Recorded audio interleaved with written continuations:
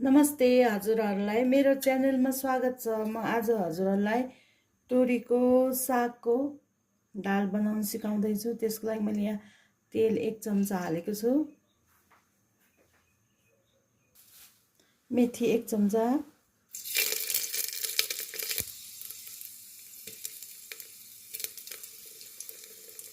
गुवा, गहुँको पिठो। यो पिठो चाहिँ आफूलाई बाक्लो हाल्न मन लाग्छ भने अलि बढी हाल्ने, पातलो गर्न मन लाग्छ भने अलि थोरै हाल्ने र यो पिठोलाई यसरी फुट्ने। अब हामी साग राख्छौँ।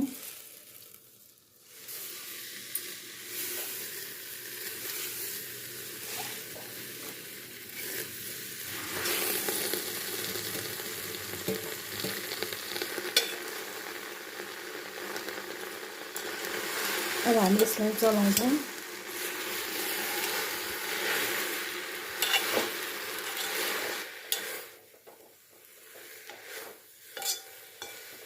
नुन हाल्छौँ।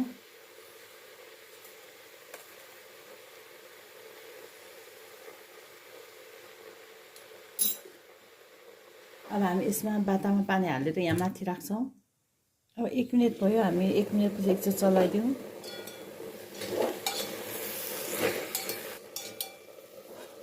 अब हामी यसमा पानी अलि थोरै हालेर अब हामी 1 मिनट राख्छौँ यहाँ फेरि।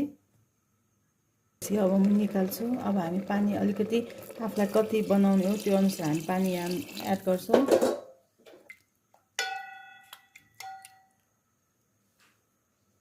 अब यसलाई एकछिन उमाल्न दिउँ।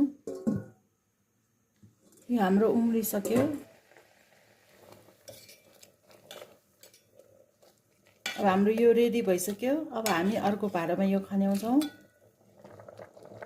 हाम्रो तयार भइसक्यो। यो एकदमै मिठो छ। हजुरहरूले पनि पकाएर खानुहोला।